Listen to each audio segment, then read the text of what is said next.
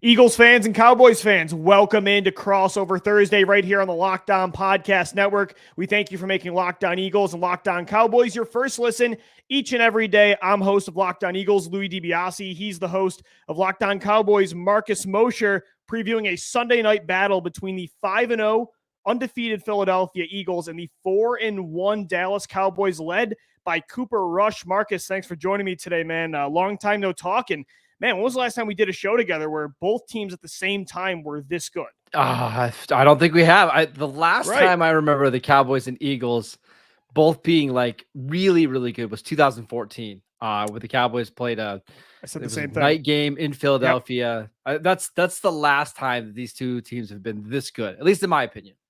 And today's episode, guys, is brought to you by Prize Picks. Prize Picks is daily fantasy made easy. Pick 2 to 5 players, and if they score more or less than their Prize Picks projection, you can win up to 10 times your money on your entry. First-time users can receive a 100% instant deposit match up to $100 with the promo code LOCKEDON. That's prizepicks.com, promo code LOCKEDON. Marcus, we've got our storylines. We're going to get into matchups as well, predictions, loaded show for our listeners today. But, yeah, you make a great point. I was thinking about that earlier today. It's like, you had the 2019 battle at the end of the year for the division. So, of course, that game was close. Mm-hmm. You had 2013, I guess, too, going all the way back then. Week 17, winner takes the division. Yeah, the Kyle Orton game. But, yeah, when at the same time, though, when both teams are playing this good, it has to be 2014 when both teams were kind of rolling at the end. And the Eagles, funny enough, had Mark Sanchez as their quarterback. We've had a lot of fun primetime Cowboy Eagles games, back to 2008, the Deshaun Jackson game, right? Oh yeah.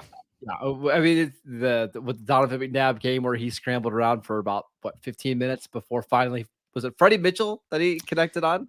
Oh man, I think it was Freddie Mitchell. And then you guys in 2009 blow the Eagles out in Jerry World back-to-back weeks to win the division and the playoffs. So and both those are primetime games. Yeah, they've exchanged blows year after year. And, this one's huge. Both these teams are at the top of the NFC. The Eagles are the only undefeated team left in the NFL right now at 5-0. They haven't been 5-0 since 2004. It's only the third time they've done it in franchise history. And your Dallas Cowboys are 4-1, doing a little Nick Foles Eagles-esque kind of action with your backup quarterback and Cooper Rush. How is he looking? And is he going to be the quarterback this week, or is it Dak Prescott? Will he be ready? Yeah, so that's. I didn't even make the Nick Foles kind of comparison. Cooper Rush is Nick Foles without cool branding, right? It's without the flash. Yeah. Well, and he's just not as good. But I mean, Louis, when the Cowboys lost in Week 1 to Tampa Bay, Landon McCool, my co-host, and I, we did a show right after that game, and we were talking about like season's over. Like Dak's gonna miss 8 games. The schedule's too difficult. The roster's not good enough, and it's like, let's get ready for Sean Payton in 2023. I mean, seriously, like that was the mood of the team coming out of that Tampa Bay game. And now that they're 4-1, it's why can't they beat the Eagles in Philadelphia and get back to being the NFC East leader? And why can't they win 13 games this year and be the number 1 seed in the NFC East? It's funny how quickly things have changed. But on the flip side, we knew the Eagles were going to be good this year. I don't think anybody thought they were going to be this good. How have they gotten to be at this level where they're just so much further ahead than every other team in the NFC East? Yeah, I think we knew the Eagles were one of the more complete rosters in the NFL, and they had a very high floor. Even if they didn't win the NFC East, if it was the Dallas Cowboys, I think we all thought they were going to at least make the playoffs in this NFC where there's 7 seeds that make it. But I think the reason they're undefeated and exceeding even my expectations with this higher ceiling they're flashing, not only is everything working on both sides of the ball, every move Howie Roseman made this offseason, the trade candidates, their options they had, the free agent signings, the draftees, they've all been huge. But the big reason they're 5-0 is because Jalen Hurts is taking the MVP-like step that me and a lot of people didn't think he could take. I mean, he has been nearly flawless this year, and the biggest development has been his progression in the pocket. So I think that's the biggest thing is we all knew the Eagles had a high floor this year, but the ceiling was always going to be questionable because you only go as far as your quarterback, even when you have a loaded roster. So that's the reason they're 5-0. Lou, I got a question for you. I want you to answer as honestly as you can, right? Yeah. Listen, I know a lot of people when guys get hurt, like on opposing teams, are like, "Oh, I wish they could play them at full strength," and they just kind of say that, but then they're secretly happy that somebody's not playing. in the case of the Eagles, obviously it's going to be much easier for the Eagles to win this game without Cooper Rush or without Dak Prescott, excuse me. Does part of you wish that Dak was playing in this game so that you can really see if the Eagles are better than the Cowboys at full strength? I go back and forth because I think this is such an important game for both teams. I mean, it's crazy that you're 5-0, but you need this win badly because you look at the schedule for the Eagles and the Cowboys, Marcus. It's pretty soft. It's not really that hard. I mean, they got the Green Bay Packers, and I guess you could see the Tennessee Titans down the road as a formidable opponent, but schedule's pretty easy. These tiebreakers in the division matchups are going to be very important. So in that way, I'm not, drinking the Cooper Rush Kool-Aid where I think he's better than Dak Prescott. But yeah, absolutely. There's the journalist in me wants to see the best storyline. And I really want to see how Jalen Hurts compares to Dak Prescott, because a lot of people, when they said, what is Jalen Hurts' ultimate ceiling? Like, what's the best case scenario for Jalen? Who can he become?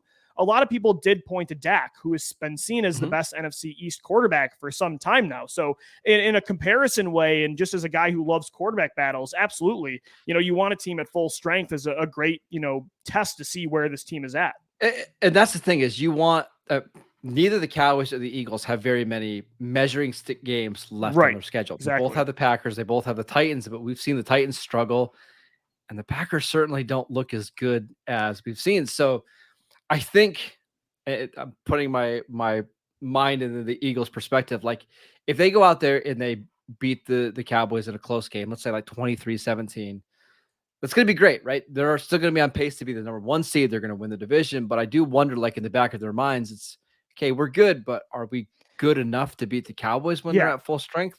I don't know. And you won't be able to answer that question until later in the year, right? Until they come to Dallas, and that's why it's such a weird.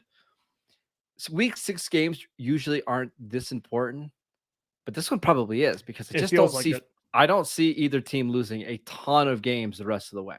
Well, and Marcus, again, even without Dak Prescott, though, this is going to be one of the tougher tests the Eagles face all year.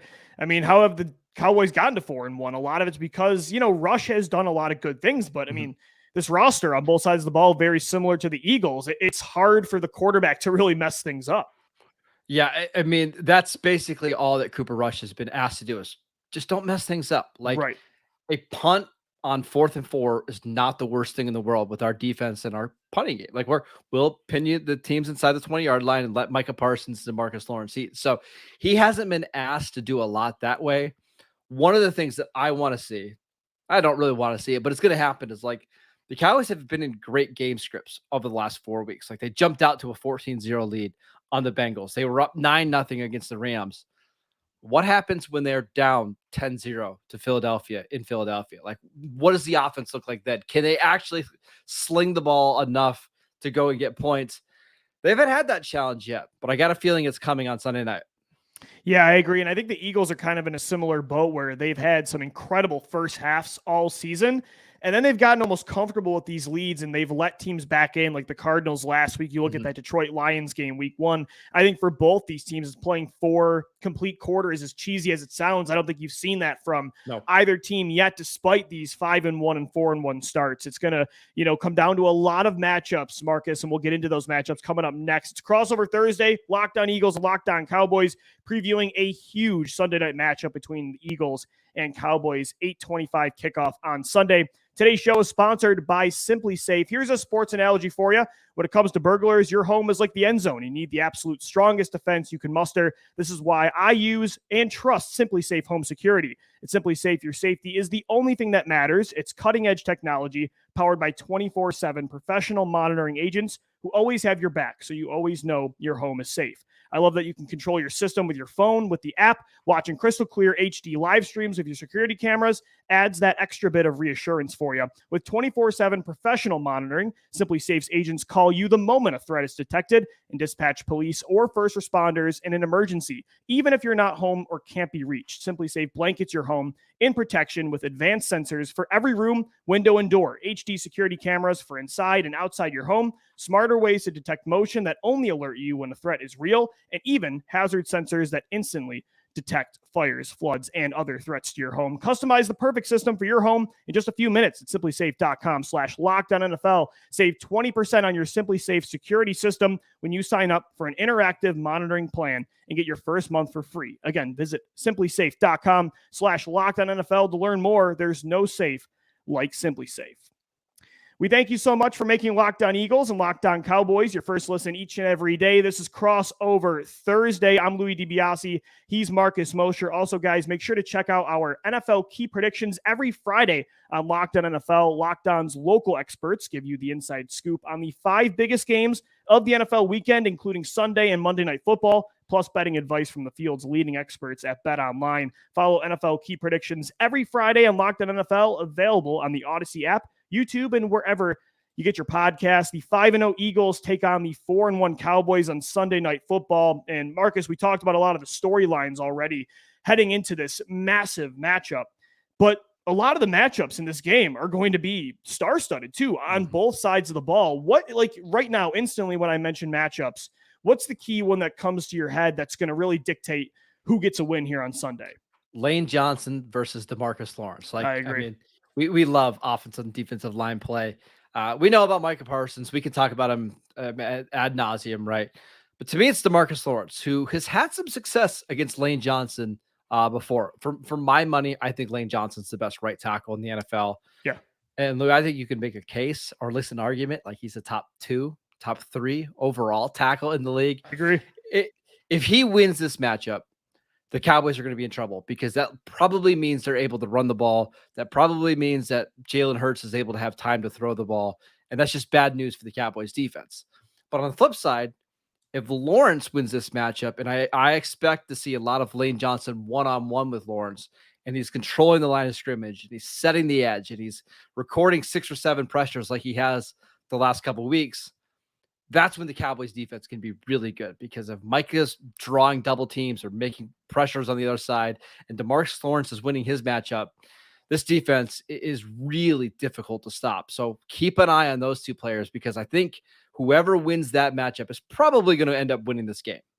Not many defensive ends do really well at getting by Lane Johnson. Johnson hasn't allowed a sack in almost going on 2 years now. He is PFF's #1 graded right tackle right now when it comes to his pass blocking grade. But you're right, DeMarcus Lawrence has kind of been the one guy that's had his number a little bit over the years. Lane has even said that himself to the media. I think he said it a couple years ago specifically. So I just think overall, though, Parsons too, with the way he moves across the formation, pass rushing different spots, how they're going to attack Jalen Hurts is going to be really interesting. I think that's going to be a key because it's kind of strength against strength, right? Mm-hmm. The Eagles offensive line, 4/5 of the line this year have not allowed a sack on Jalen Hurts. And then we know how good Parsons and Lawrence are for that Dallas front. The Eagles have struggled. The one thing I've noticed with this offensive line, is elite as they've been, and Jalen Hurts, what he struggled with too, and just the entire scheme, is when teams bring the blitz or when they have disguised looks of where the pressure is coming from, sometimes they struggle to pick those up. And I've noticed at times there's not a hot route to get the ball out when there's more pressure. And I think sometimes Jalen Hurts, his instincts kick in. He drops his eyes prematurely. Yep. And so, yeah, you want the guy to use his legs a lot. And the Detroit Lions know he gashed them in that way. But I think last week he really struggled with that against the Cardinals until it mattered most in the fourth quarter on 3rd and 11. He finally stood in the pocket and found an open Dallas Goedert on a blitz. So how they respond to many different looks Dallas brings with pressure, I think that's going to be key. Louis, really quick, Jordan Maitai, is he going to play at left tackle this week? Yeah, I think he's going to. He had a shoulder injury that he suffered in the Jacksonville Jaguars game 2 weeks ago. He was close to playing against Arizona, so I think he's going to be a go. Landon Dickerson, their left guard, and Jason Kelsey, their center, also had leg injuries they suffered against the Cardinals. So their line's not fully at 100%, but I think they're going to be at full strength with all 5. Yeah. Okay. And that's a big one, because Philadelphia, as we mentioned at the top, they've got the best offensive line in the NFL, and I'm not sure it's all that close. So even if they do have all 5 of their starters, if they're even compromised at all, that's where I look for Dan Quinn and his front 4 to try to take advantage of it. And then, Marcus, I think too, you flip the other side of the field here and you stick in the trenches. What's going to be key is this top tier Dallas Cowboys rushing attack led by Tony Pollard and then Ezekiel Elliott. Oh, don't say against. that too loud. Cowboy fans will get real upset with you. Are they still on the Zeke train over Pollard? I think after what, like I was 5, gonna say, 6, come 7 on, at years, this I think point. they're finally at the point where they would like to see a 50-50 split. Although I will say that the way that they've used those two this year, I think, is starting to make more sense. Just really quickly, they're using Zeke more as a short yardage, the grinder. Okay. I'd almost call it, like, for the Eagle fans, like the Jordan Howard role. Sure, yeah, and then for sure. they use Pollard on, between the 20s when they need big plays, when they need to run stuff outside. That's when Pollard's getting his touches. So I think when you look at that matchup, especially against Eagles defensive tackle, their rookie first-round pick from Georgia, Jordan Davis, on the inside, I think that's going to be key because, as you mentioned, Cooper Rush, the Cowboys starting quarterback this Sunday, really hasn't been asked you to win a game because of him, right? You've won with him, but not really because of him. And a lot of that has been because of the run game. So if Jordan Davis can, follow up where he had the best, Nick Sirianni, the Eagles head coach, said Davis had the best game of his career so far in Arizona last week. If he can follow that up, I think that's going to be crucial. That matchup, the trenches overall, it's obvious, but it's going to be key on both sides. Yeah, and the Cowboys have had massive issues at left guard this year. Connor McGovern, their starter. Well, actually, let me back up. Yeah. Tyler Smith was going to be their starting left guard before Tyron Smith went down with an injury. They had to move Tyler Smith to left guard or left tackle. Connor McGovern switched from right guard to left guard. He got hurt on the third play of the game. Matt Farniak, who was a 7th-round pick from Nebraska, has played terribly. The Cowboys signed Jason Peters, who your listeners know very well, moved him to left guard, a position he's never played before. He got injured in practice last week. The expectation was he was going to be out for a month. He was back out there on Wednesday practicing because I think he really wants to play Philadelphia. The guy's unbelievable, man. I mean, he's going to play till he's 60. And I think he hasn't started yet, but he's been playing like 15, 20 snaps a game. If he's healthy, I think he's going to play a lot. And man, Jordan Davis against Jason Peters, that's like 750 pounds of man there. It's crazy. Unbelievable. The old versus the new. Peter's one of the best offensive linemen in Eagles history. So, Marcus, to now, keep going back and forth here. To go back to the Eagles offense against the Cowboys defense, Trayvon Diggs has a tough task this week going up against A.J. Brown and Devontae Smith, which, by the way, that duo is one of only 3 receiver duos in the NFL this year where both guys have at least 350 receiving yards. How are they going to, because Diggs can only cover one of them, how are they going to attack? Is he going to shadow Brown? Are they going to play zone? How do you think they attack that? I would say big 3, too, throwing in tight end Dallas Goedert. Sure. So last week against the Rams was the first time in Diggs' career where he traveled and covered a receiver. And he gave up one long pass to Cooper Kupp. It happens. It's the best receiver in football. Right. I don't expect Diggs to travel in this game. I think he's going to play the side. Anthony Brown, their other cornerback, is having a really nice year.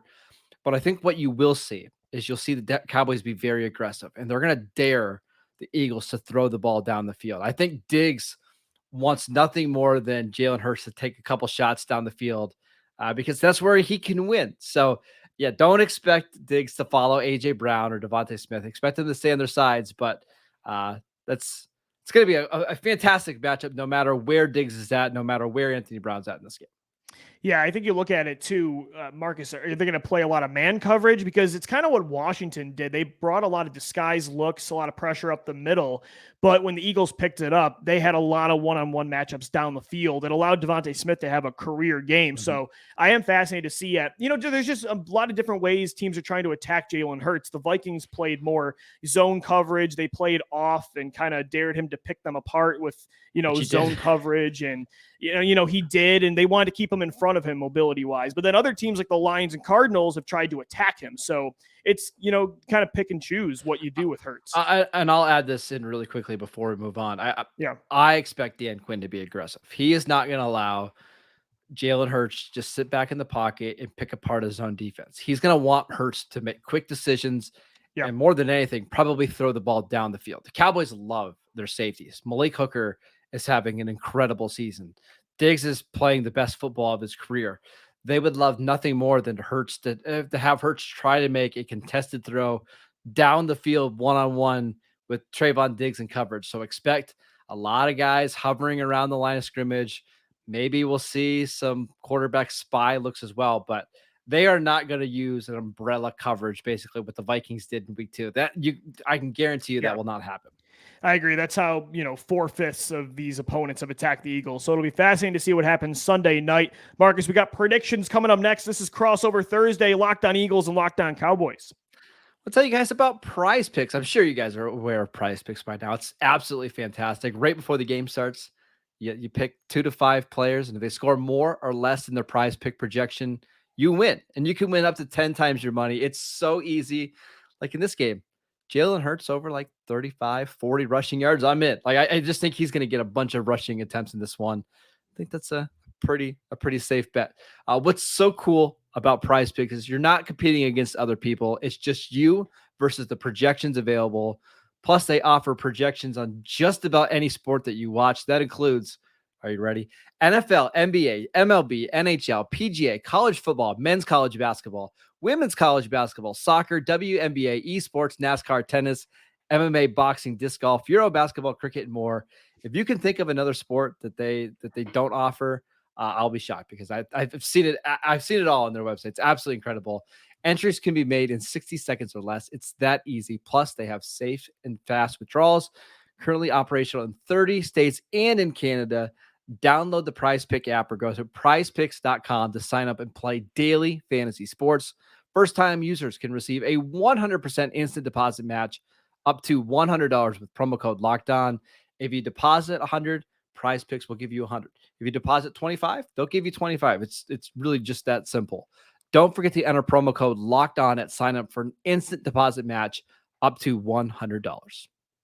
We thank you so much for making Locked On Eagles and Locked On Cowboys your first listen each and every day. I'm Louie DiBiase. He's Marcus Mosher. This is Crossover Thursday. Eagles Cowboys Sunday Night Football. The 5-0 Eagles against the 4-1 Cowboys. Marcus, a lot of times my friends that are not fans of the NFC East, you hear them groan because of all these primetime games the East has gotten over the years. But this year, I don't think people are complaining. It's crazy, but they might be the best division in football.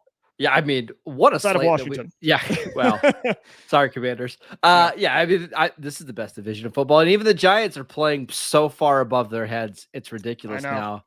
No, this is a fun primetime game, and we go right from Bills Chiefs in the 4 p.m. Eastern window to Cowboys Eagles in primetime. What's better than that?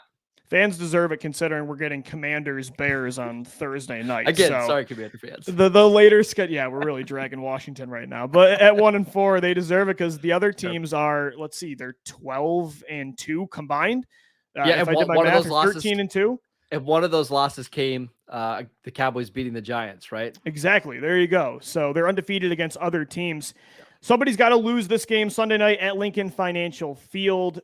Marcus, the Eagles right now, according to our official sportsbook bet online, they are 6-point favorites. The line right now is -6. How you feeling about that? I think it feels about right. I don't know how you can have Cooper Rush going into Philadelphia being anything more than a 6-point underdog. And frankly, I think the Cowboys like it. I think they like this underdog mentality. Mike McCarthy talked about it in the press conference last week. They're okay with it, and they understand that they're not going to be a favorite for a while with Cooper Rush. But Louis, I gotta say, I think this is a game the Eagles should win. You're at home against a lesser quarterback, and I think they will. That's not to say it's not going to be tough, that there's not going to be moments where maybe Dallas, keeps it close going into the fourth quarter, but this is a game that the Eagles will win. I'm going to predict a pretty low score.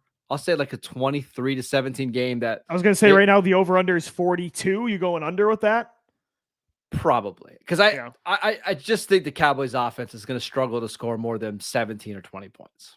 I agree. I think this is the game the Eagles have to take advantage. Dallas has kind of had their number recently, and Jalen Hurts' numbers in 2 games against the Cowboys doesn't look great, especially that Monday night game early on in 2021. But Dak Prescott's out. You're at home. To get to 6-0 and get 2 games above Dallas, it's a huge opportunity, especially heading into the bye week. They can kind of go all out right now and then get healthy. So on primetime football, I want to see the Eagles assert themselves as a Super Bowl contender. And even though it's not Dak Prescott, this is a great Dallas team, and it's one of those, check yourself kind of games because they don't have a lot more of them on the schedule. And I would also say the Cowboys are playing a little bit with house money here, right? Like when we looked at the schedule after Dak got hurt, it's like, okay, if you can come out of the Philadelphia game at 3-3, you're doing great, right? You're keeping your head above water.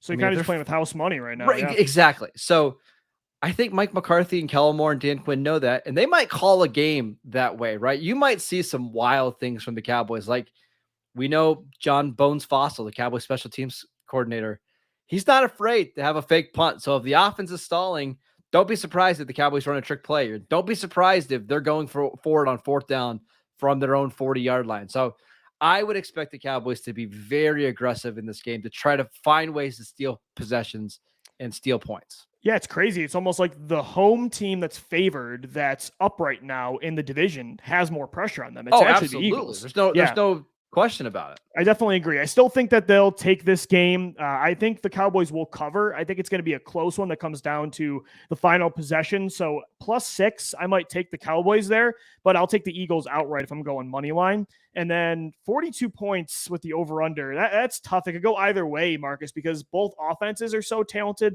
but both defenses are so good too. Yeah, and it's a division game, and usually division games are a little bit sloppier, and it's harder to score. Plus, these defenses are awesome, and I think both Philly and Dallas just want to run the crap out of the ball in this game, right? Like they want to establish the line of scrimmage. Especially with these pass rushes, right? You have to get it going. Absolutely. Would it shock you at all if we're going into the 4th quarter and the score's like 14-13? Because it wouldn't for me. So that's why I'm leaning under here. And if it's 30-28, I wouldn't be surprised either. I mean, both these teams, that's a good thing about both teams, I guess, for both fan bases. They can win in many different ways. So it'll be fascinating to see what happens on Sunday night, how this game goes. 8:25 kickoff. The Eagles are 5-0. Cowboys are 4-1. The NFC East is back. It's a big matchup. Make sure you subscribe to Locked On Eagles and Locked On Cowboys on all podcast platforms for a show Monday through Friday. We both got podcasts for you tomorrow as well, leading into the prime time matchup. Thank you so much for making Locked On Eagles and Locked On Cowboys your first listen each and every day. Make sure your second listen is the Peacock and Williamson NFL show. Brian Peacock and former NFL scout Matt Williamson give you the expert NFL analysis in less than 30 minutes. It's free and available wherever you get your podcasts. Marcus, always great to talk to you, man. I can't wait for this game. Yeah, NFC East is back. Enjoy it, Louie.